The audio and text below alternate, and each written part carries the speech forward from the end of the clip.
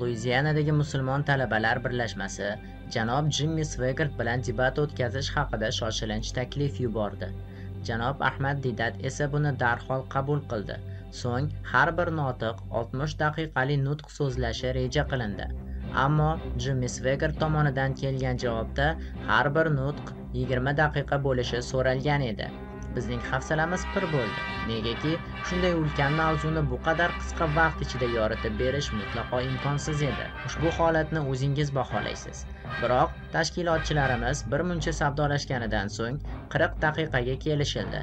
Buni qarangki, Jimmi Swaggart o'z nutqining 30-daqiqasiga kelib, dalillarining faqat 3dan 1 qisminigina yorita olganini aytdi. O'z so'zlari bilan aytganda, uzoq yillardan buyon ulkan auditoriya qarshisida da'vat qilib kelayotgan insonning bu ishidan so'ng nima qilishga boshimiz qotib qoldi. Aslida janob Ahmad Didat qancha uzun yo qisqa vaqt bo'lmasin, Bibliya Xudoning kalomi emas degan so'zlarini osongina isbotlab bera olardi. Agar Jimmi Swaggart vaqtni chegaralash bilan ko'proq ochko to'plamoqchi bo'lgan bo'lsa, unda muhtaram tomoshabin, hukm o'zingizga havola. Assalomu alaykum. Barchangizga salom bo'lsin. Bismillahirrohmanirrohim. Mehribon va rahimli Alloh nomi bilan.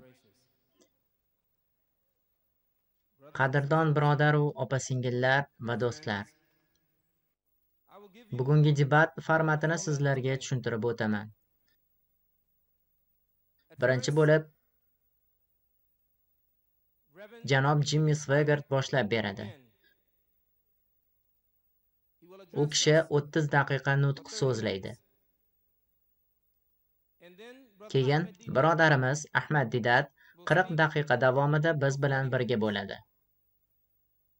Va debat oxirida janob Jimmi Swaggart o'zining 10 daqiqalik nutqini so'zlash uchun yana minbarga qaytadi. Mana shu adolatliroq va xolisroq deb o'ylaymiz. Shuningdek, ikkala notiq ham shunga kelishdi.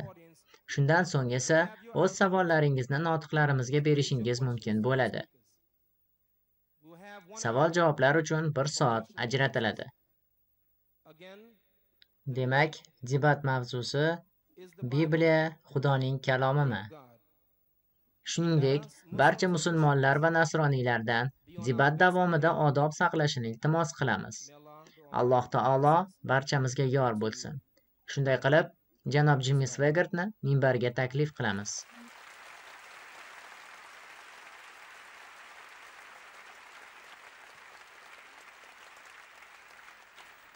Barchangizga katta rahmat. Bu yerda turganimdan juda xursandman.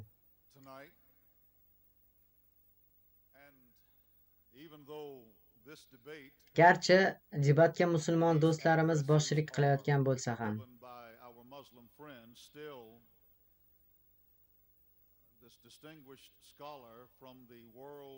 islom dunyosining taniqli olimi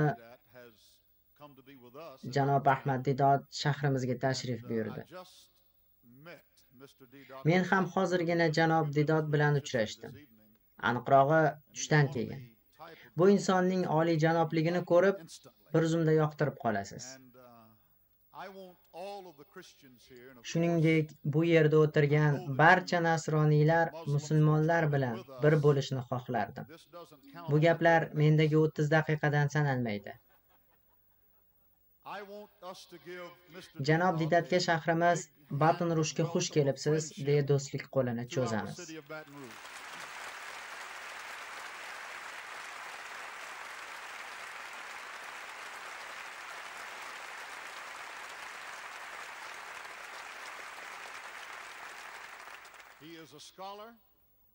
Bu kishi islom ulamosi. Men esa Bibliya ulamosi emasman. Shunchaki bir talabaman. U kishining so'zlari ayolimni xafa qilardi. Bu yerga kelishidan oldin men islom faqat 4 ta ayolga ruxsat beradi degandim. U esa so'zimni to'g'rilab 4 tagacha ruxsat beradi dedi. Keyin men yaxshi, janob Didat nasroniylik faqat bitta ayolga ruxsat beradi. Shuning uchun bir ochda eng yaxshisini topishimiz kerak dedim.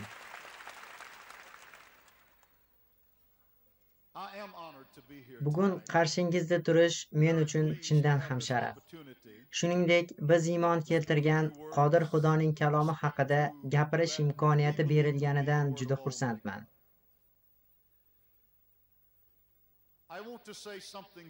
Nutqimni boshlashdan avval bir narsani eslatib o'tmoqchiman. Men islom haqida uncha ko'p narsa bilmasdim. Albatta, bu faxrlanadigan gap emas. Lekin rostini aytish kerak. So'nggi bir necha oy ichida islomni o'rgandim. Tan olaman, bu dengizdan bir tomchi xolos.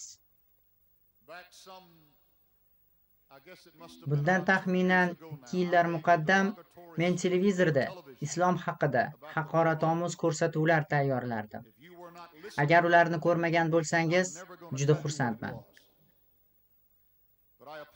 Bu uchun barchangizdan uzr so'rayman.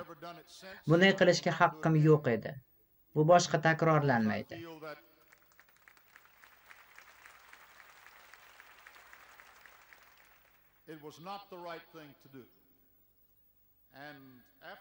Buning yomon ish ekanligini tushunib yetdim. Biroz oldin aytganimdek, men o'rgandim. Men musulmonlar yer yuzidagi eng mehmondo'st odamlar ekanligi hamda o'z dini uchun nihoyatda sadoqatliligini angladim. Boshqacha qilib aytganda, islom siz uchun or, nomus masalasi ekan.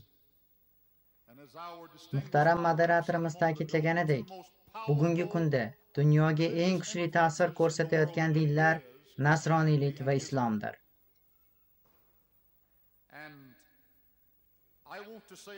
Qo'shimcha sifatida aytishim kerakki, har bir haqiqiy nasroniy musulmonlarni yaxshi ko'radi. Men buni chin qalbimdan aytyapman.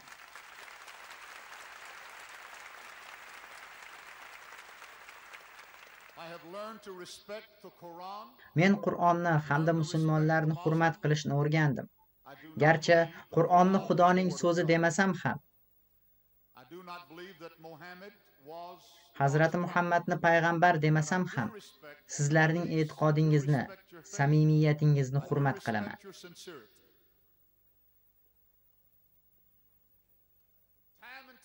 Yana bir bor ulkan auditoriya qarshisida aytmoqchimanki, shu kungacha men ushbu Bibliyani yoki boshqa nusxalarni ham himoya qilib keldim. Ishonchim komilki, ko'pchiligingiz bunga guvoh bo'lgansiz.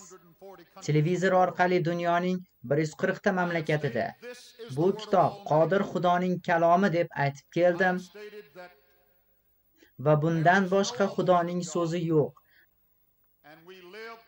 Va biz bu kitobda yashaymiz, o'lamiz, cho'kamiz yoki suzamiz deb ham aytdim.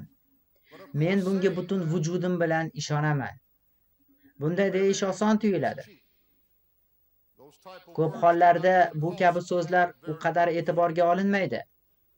Bugungi nutqimni muqaddas kitobdan iqtibos keltirish bilan boshlamoqchiman. Janob Didod bilan bu masalada hech kelisha olmadik. Bu xabar Xudo tomonidan xristian olamiga bo'lgan eng ulug' xabardir. Ya'ni Yuhanno 3-bob 16-oyat. Xudo olamni shu qadar sevdiki, o'zining yagona o'g'lini berdi. U kim edi, janob Didod? O'zining yagona o'g'lini berdi, toki unga ishonganlardan birortasi halok bo'lmasin, balki abadiy hayotga ega bo'lsin. Shu so'zlarni o'z nutqimga asos qilib olmoqchiman va barchangizdan samodagi otaga duo qilganimizda bosh egishingizni so'rayman.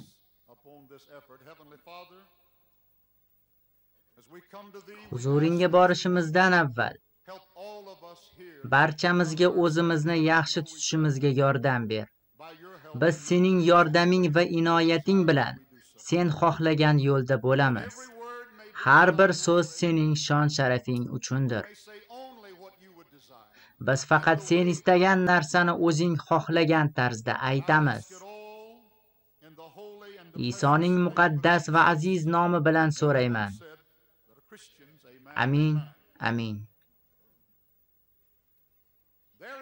Hech bir nasroniy Xudo Bibliyani o'z qo'li bilan yozgan demaydi. Uni Xudo yozmagan. Ochig'ini aytganda, Xudo yozgan deb bilgan yagona narsam bu Musoga berilgan 10 ta amirdir.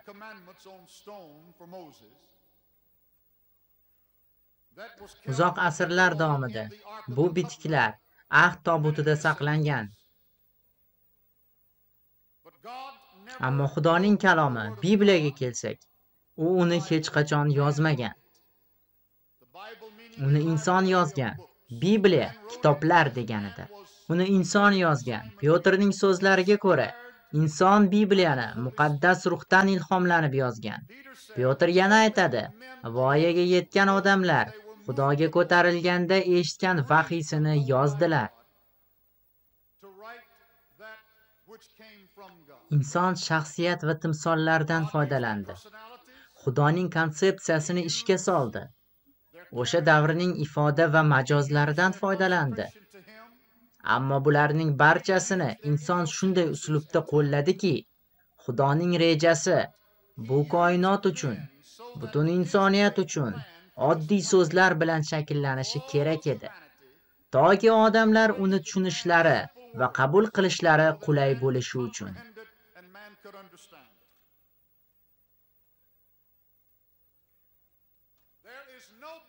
Yer sayyorasining sathida matni bu qadar tanqidiy kontekstdan iborat bo'lgan boshqa bir kitob mavjud emas.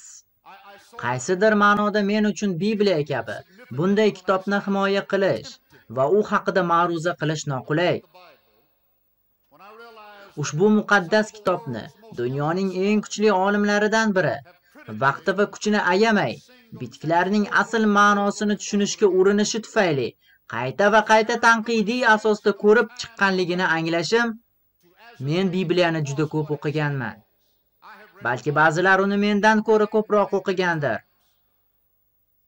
Va bu odamlar mendan ko'ra ko'proq ilmga egadirlar. Ularning ibroniy va yunon tilidan xabarlari bor. Bibliyaning birinchi matnlari taxminan 35 asr oldin yozilgan. Men bilishimcha bu yer yuzidagi vahiyga oid eng qadimgi kitob.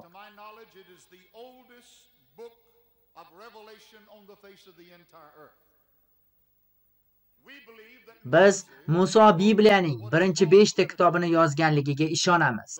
U ba'zi bir qo'shimcha matnlarni hisobga olmaganda Tavrot nomi bilan mashhurdir. Balki Muso, meni bilishimcha, musulmonlar ham ishonadigan o'sha vaziyatni yozib qoldirgan. Ya'ni Xudo shu qadar qudratliki, u hatto Musoga uning qanday o'lishi va uning dafn marosimi qanday o'tishini aniq aytib bergan. Xudo uchun bu ish qiyin emas. Buni Muso yoki Iso nabiyyin yozib olgan. Ammo dalil shuki, bu narsa 35 asr oldin yozib olingan. Ammo qolgan qismlari esa o'zingiz bilasizki, umuman olganda uzoq vaqt davomida va katta hududda 40 nafar odam tarafidan yozilgan. Taxminan 16 va 18 asr davomida. So'nggi yozilgan kitob esa Iso Masihning o'limi va tirilishidan taxminan 100 yil o'tib yozilgan. U Havoriy Yuhanna tarafidan yozilgan.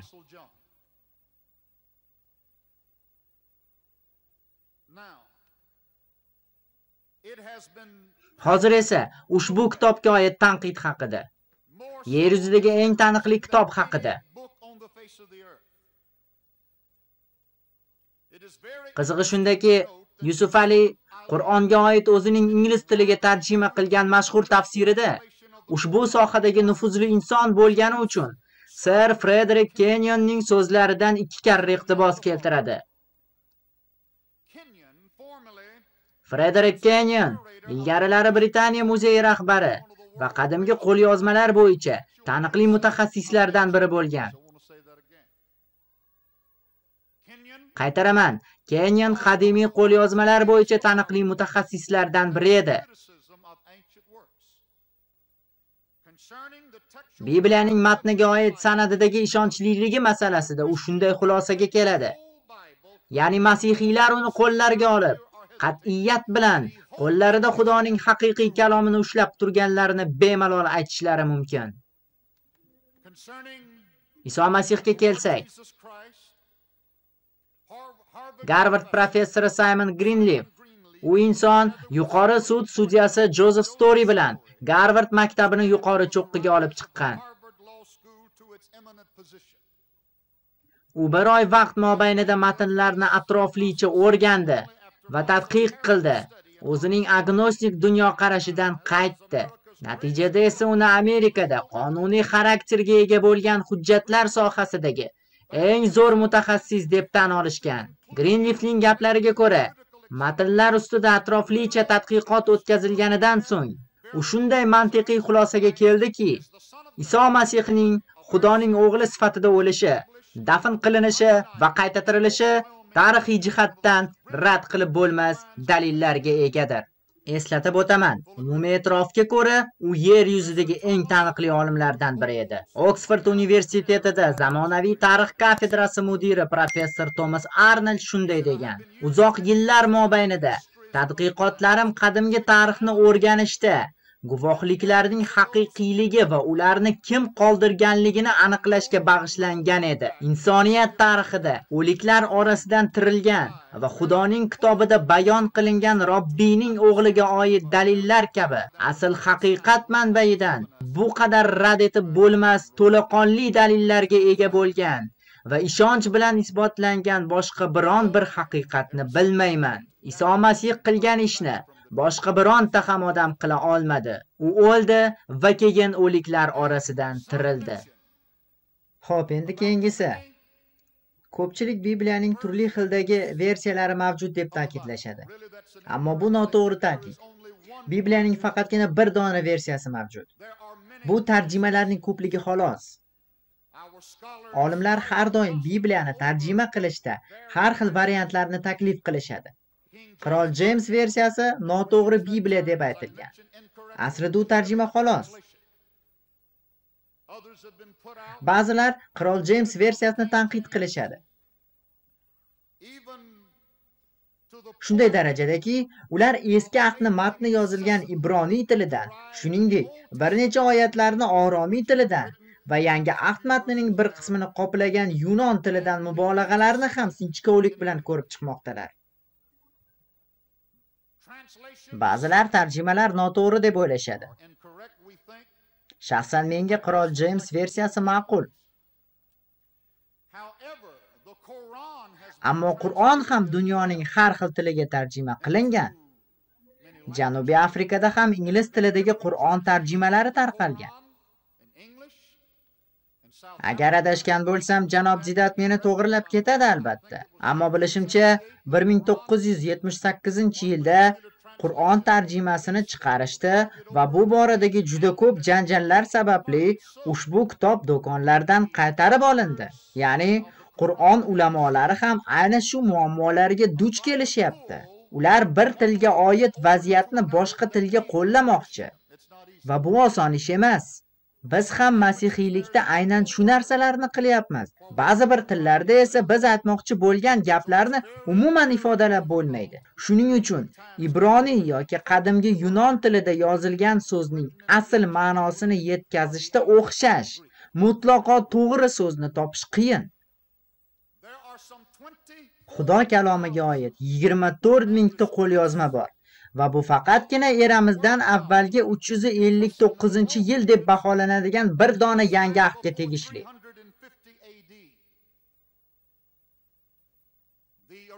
Muqaddas bitikning asl matni yo'qolgan. U bizda yo'q. Boya eslatib o'tganimdek, sopol taxtachalardagi bitiklar 35 asr oldin nozil qilingan. Ular ko'p foydalanilganligi va sifatsiz matolarda saqlanganligi sababli yo'qolib ketgan.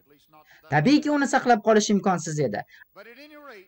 Ammo muqaddas bitikni asrab qolish uchun 24 mingta nusxa ko'chirilgan edi. Ilm-fan bizga aytadiki, qachonki masala qadimiy bitiklarga oid bo'lsa va o'sha davrga oid 10 ta nusxa bor bo'lsa, unda uning haqiqiyligini kafolatlash uchun asl matnning keragi yo'q. Agar 24 mingta nusxaning borligini hisobga olsak Va biz ushbu nusxalarda xato borligini tan olgan taqdirimizda ham har holda asosiy matn o'zgarmasdan saqlanib qolgan. Bibliyaga kiritilmagan ma'lum bir qism kitoblar bor. O'zlarining shaxsiy sabablariga ko'ra katoliklar ularni o'z kitobi orasiga qo'shdilar. Ammo o'sha Bibliya deb nomlangan o'sha kitoblarni biz o'z kitobimizga kiritmasligimizning sababi esa shunchaki bu matnlar Xudodan ekanligiga ishonmaymiz xolos. Chunki bu kitoblar o'rganib chiqilsa, da'voyimizning maqsadi aniqlanadi.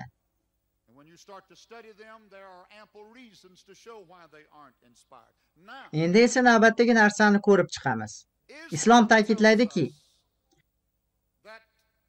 musulmonlar Tavrot va Injilga ishonar ekan. Ularning xulosasiga ko'ra Tavrot va Injil matnlari ularning e'tiqodiga mos keladi-yu, ammo bu kitobni rad etishadi. Bibliyada xatolar bor deyishadi. Agar bu matnlarda xato bor bo'lsa, unda bizning e'tiqodimiz ham xato ekanda. Agar qo'limdagi ushbu kitobdagi matnlarda xato mavjud bo'lsa, unda bu Xudoning kalomi emas. Unda millionlar, milliardlar, son sanoqsiz nafar masihiylar bekorga ishongan ekan, behuda yashagan ekan va behuda o'lgan ekan. Ularning ta'kidlashicha, Xudo tomonidan nozil qilingan asl kitoblar, Tavrot va Eski Ahd, Injil va Yangi Ahd yo'qotilgan ekan.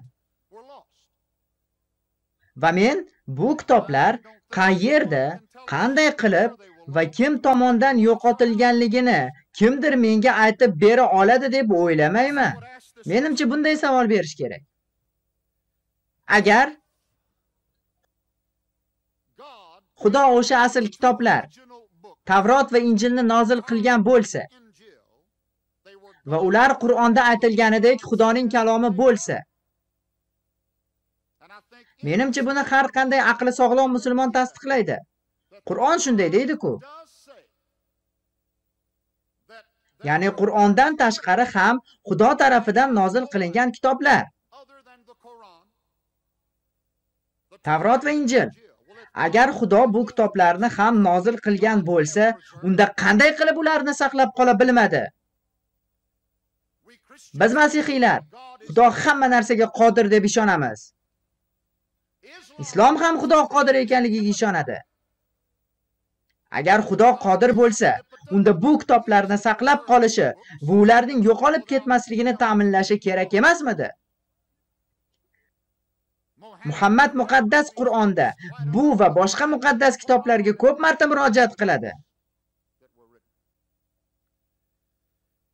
Men bugun qarshingizda turib shuni ta'kidlaymanki, men qo'limda ushlab turgan o'sha eski ahd, o'sha kitob, bu Muhammad davrida yahudiylarning qo'lida turgan kitobning ayni o'zidir. U o'zgarmagan.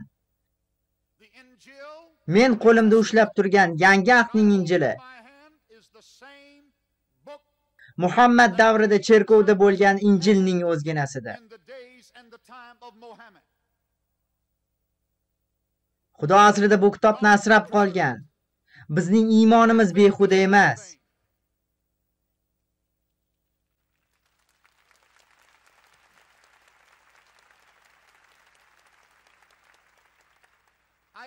Men bugun iymonimiz behuda emasligini isbotlashimga ishonaman.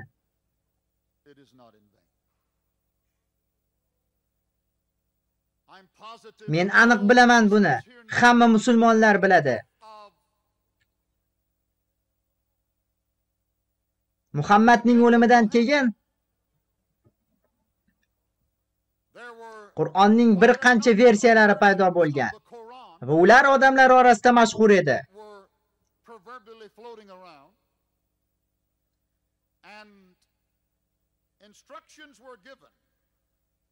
Islom ulamolari yozadiki,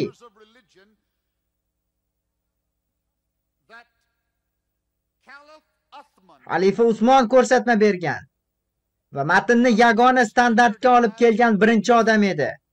Qiziq, musulmonlar bu haqida bilarmikan? Bu Muhammadning o'limidan ko'p o'tmay sodir bo'lgan. Chunki Qur'onning bir qancha versiyalari mavjud edi. Albatta, bugungi munozara mavzusi Qur'on emas, ammo bu haqiqatni shunchaki eslatib qo'ydim. Bu versiyalarning barchasi ma'lum sondagi turli talaffuzlarni o'z ichiga olgandi. Uning hukmronligi davrida Usmonga Suriya va Iroqning ba'zi qismlaridagi musulmonlar Qur'on oyatlarini Arabistondan farqli ravishda o'qiyotganliklari haqida ma'lumot berishadi. Usmon o'sha zahoti Hafsaning mulkida bo'lgan Qur'on qo'lyozmasini olib kelishlarini buyuradi.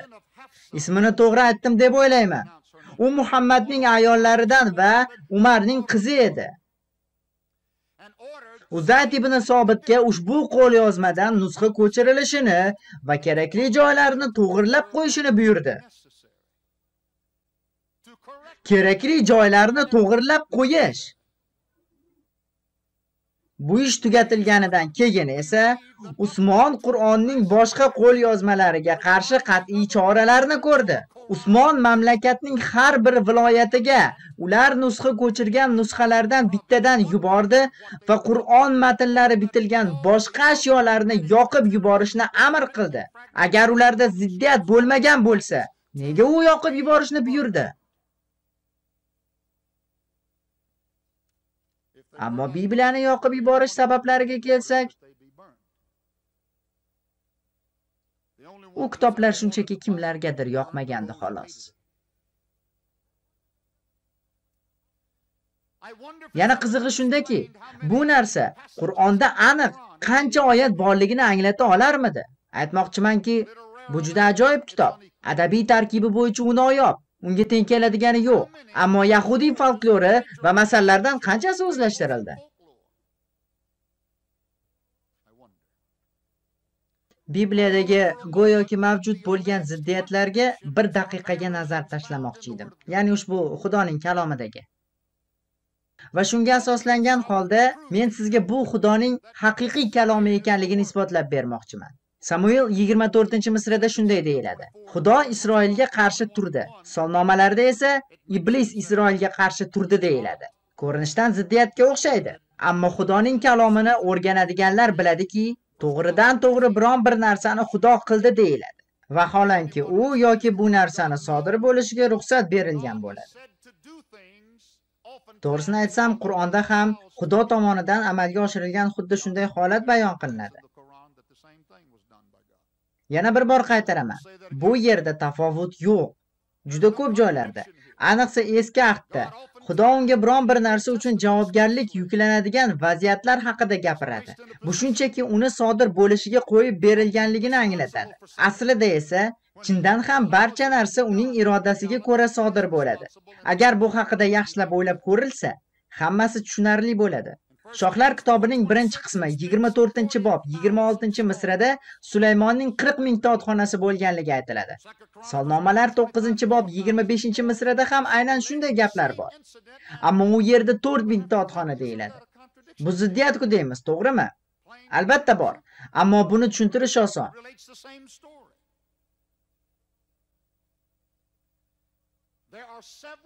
Bu o'sha birgina voqeaga tegishli matnlar. Xudoning kalomida bir haqiqatga oid turli xil izohlarni ko'rish mumkin. Ba'zi haqiqatlar biroz farq qiladi. Masalan, 2 yoki 3 mingta farq va bu u qadar muhim muammo emas. Avliyo Yuhanna 3-bob 11-misrada bir ayol voqeasi keltiriladi.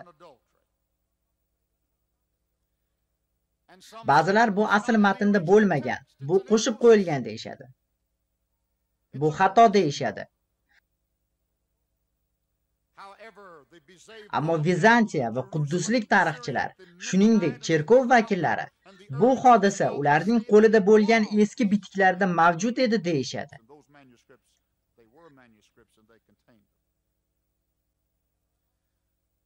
Xudoning kalomida yana shunday narsalar ham bor.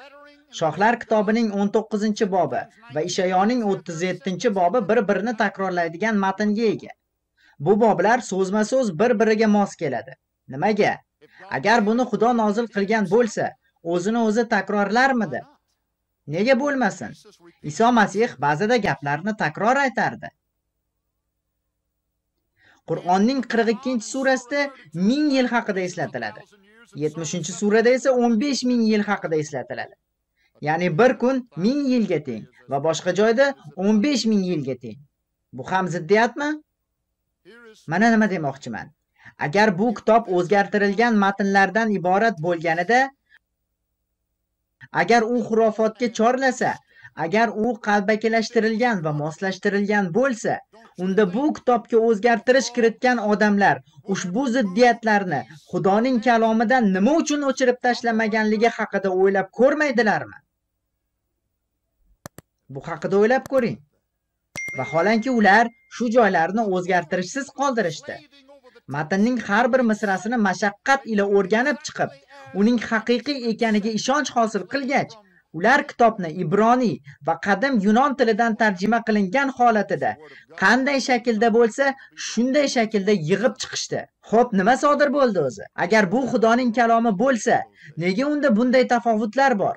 Aslida hammasi juda oddiy. U paytlarda kserokopiya qilishning iloji yo'q edi. Ularda kompyuterlar bo'lmagan. Nusxalar qo'l orqali ko'chirilgan va nusxachi gohida xatolar qilgan va o'ylashimcha musulmon birodarlarimiz bunga qo'shilishadi. Bibliyaning Matto va Luqodagi nasabnomasiga kelsak, Matto Yusufning nasabnomasini keltiradi. Luqo esa Maryamning nasabnomasini keltiradi.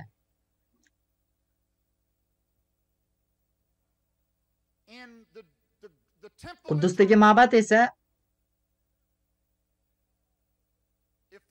Quddusdagi ibodatxona esa vaqtim tugadimi? Mayli.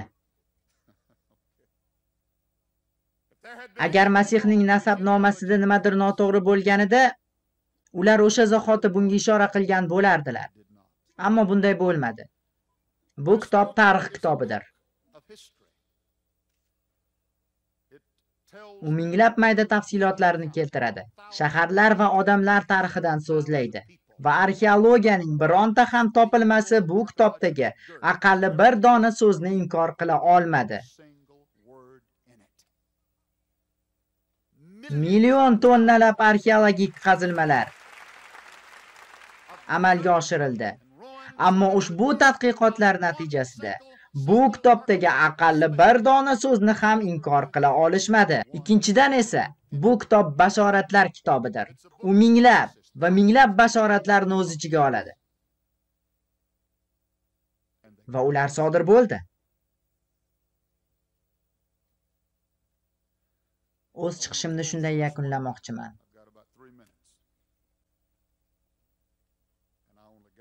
Bu taxminan 3 daqiqa vaqt oladi. Va aytmoqchi bo'lgan gaplarimning 3dan 1 qismini ham bayon qilishga ulgurmadim. Shu kechaga qadar bu odamni hech uchratmaganman. Men u yozgan kitobni o'qidim.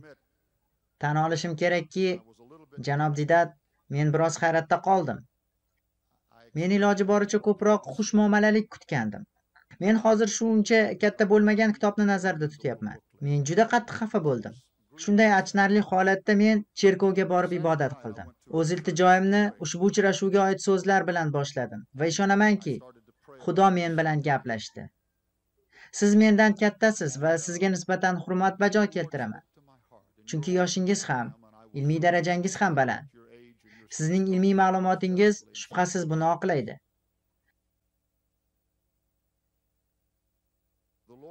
Men o'sha kuni Xudo men bilan gaplashganiga va qalbimga keyingi aytadigan gaplarimni joylaganiga ishonaman. Ushbu janobga ayt. 2000 yil oldin boshqa bir odam bo'lgandi. Havoriy Pavel. Uni oldin Savl deyishardi va u masihiylarni yomon ko'rardi. Siz bu voqeani bilasiz deb o'ylayman. Damashqqa ketayotganida Savl yolg'iz edi va bir sas eshitdi. Isoning ovozini. To'satdan uni osmondan tushgan nur burkadi. Iso undan so'radi: "Savl, Savl, nega meni ta'qib qilyapsan? Uchqur tepishing mushkul ish." Men ishonamanki, Xudo sizga shu savolni berishimni so'radi. Siz nima uchun bu gaplarni hurmat va ehtirom ila aytyapman? Buyuk payg'ambarga qarshi chiqyapsiz. Xudoning o'g'liga, Xudo Iso Masihga qarshi boryapsiz. U aytdiki, Janob Didodga ayt, agar men bilan gaplashgan Xudo bo'lgan bo'lsa, men yaxshi ko'raman. Men uni juda ham yaxshi ko'raman. Axir men muhabbat Xudosiman. Va unga aytginki, agar u men haqimda bunday narsalarni gapirishda davom etsa, men xafa bo'laman. Men jarohatlanaman va yolg'iz qolaman. Uning ham qalbi og'riydi. Men musulmonlar orasida unga shunday muruvvat yuboramanki, oldin u bunday hisni tuymagan. Hayotida hech qachon. Men ushbu chiqishimning 3dan birida sizni sevamiz deb tugatmoqchiman. Sizni Xudo ham yaxshi ko'radi. Xudo sizni qo'llasin.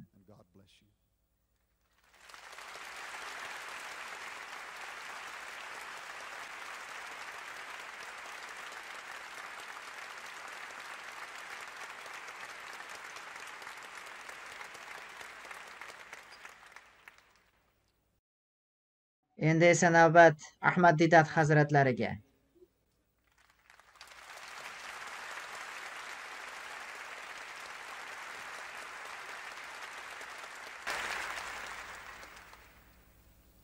أعوذ بالله من الشيطان الرجيم بسم الله الرحمن الرحيم فويل للذين يكتبون الكتاب بأيديهم ثم يقولون هذا من عند الله ليشتروا به ثمنا قليلا وويل لهم مما كتبت أيديهم وويل لهم مما يكسبون صدق الله العظيم. Janob boshlovchi va birodarlar, men to'g'ridan to'g'ri mavzuga o'tmoqchi edim. Ammo do'stimiz Svegertning aytgan ba'zi so'zlari o'z e'tiqodimni yana bir bor tushuntirib o'tishga majbur qildi. Ya'ni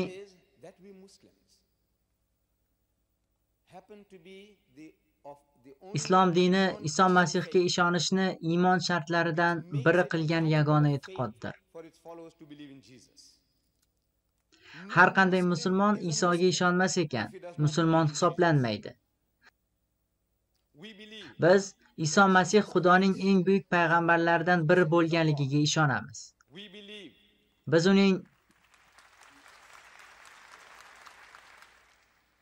Biz uning Masih ekanligiga hamda bugungi kunda ko'plab zamonaviy nasroniylar rad etadigan mo'jizaviy tug'ilishiga ham ishonamiz. U o'liklarni Xudoning izni bilangina tiriltirganiga, tug'ma ko'r va moxovlarni ham faqatgina Xudoning izni bilan davolaganiga ishonamiz. Biz deyarli bir xil ketyapmiz.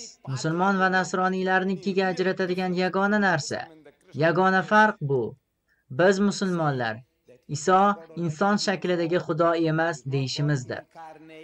Iso inson shaklidagi Xudo emas. U Xudoning tug'ilgan o'g'li ham emas.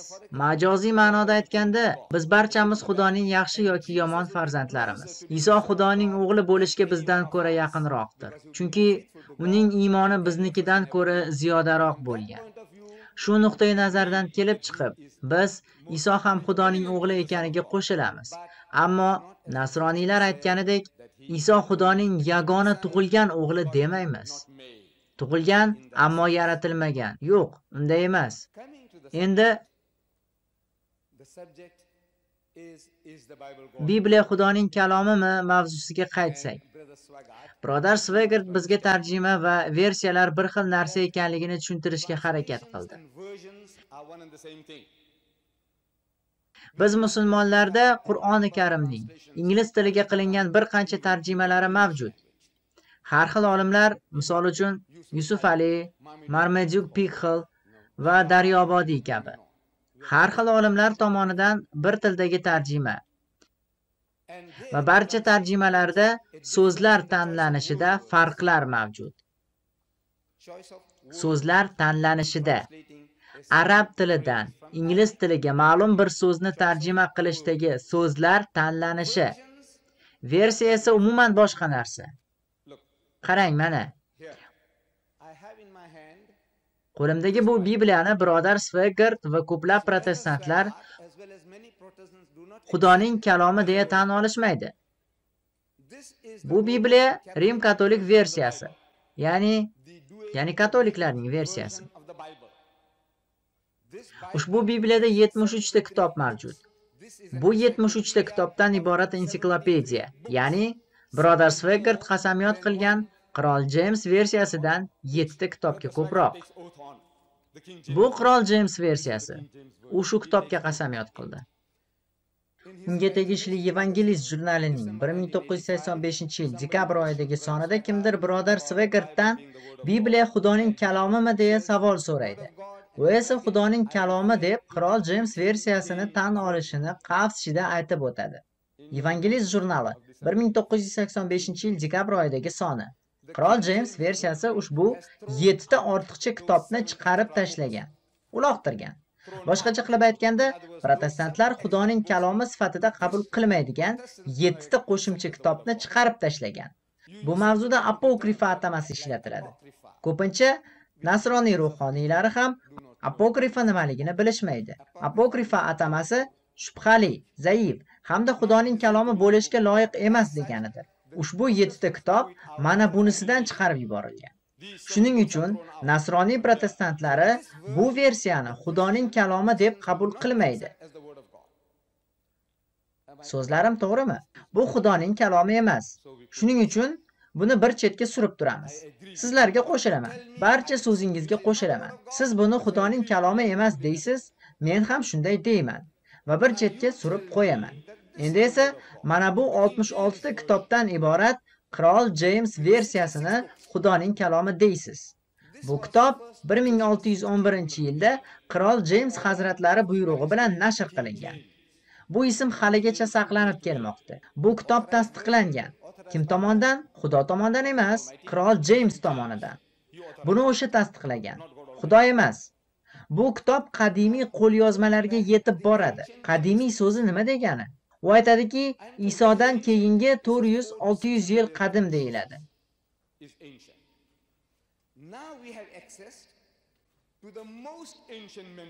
Hozir bizda 10 ta eng qadimiy qo'lyozmalardan foydalanish imkoni mavjud. Eng qadimiylaridan. Bu yerda turgan mana bu tarjima yoki versiya Bibliyaning tahrirlangan standart versiyasidir. Bu versiya eng qadimiy qo'lyozmalarga va Isoga 200-300 yil farqi bilan yetib boradi. Ya'ni bu asl manbaga yaqinroq. Mana shu to'g'ri fikr. Agar bu kitob Iso vaqtida yozilganida, uning shaxsan o'zi imzolab, tasdiqlab berganida hech qanday ortiqcha savol bo'lmasdi. Bu esa 200-300 yil yoki 400-600 yil keyin yozilgan. Bu tarjima sizning davlatingizda hamda Britaniyada, Kanadada ham chop etiladi. Barchasi bir vaqtda chop etiladi. Yana bu tarjima ulug'lanib kelinyapti. Unda yozilishicha,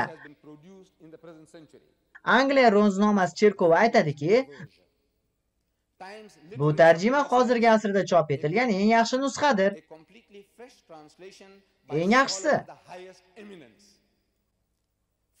Va badiiy ilovasiga ko'ra, eng oliy toifali olimlar tomonidan butunlay o'zgacha, zamonaviy manbalardan to'liq foydalanilgan tarjima. Hayot va mehnat nashriyotining boshqa bir nashrida esa tasdiqlangan versiyadagi eng yaxshi fazilatlar aniq tarjimaga bog'langan. Aniq tarjima.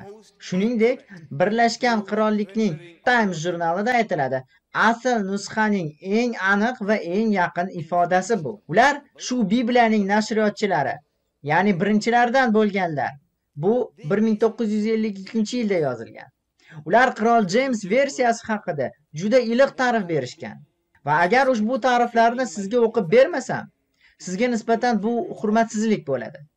Qirol James versiyasi hamkasbim Swigertga ham ma'qul keladi. Menga ham shunday. Sizga o'qib bermoqchi bo'lganim har bir iqtibos. Men uni sizga Qirol James versiyasidan keltiraman. Chunki menga uning tili yoqadi.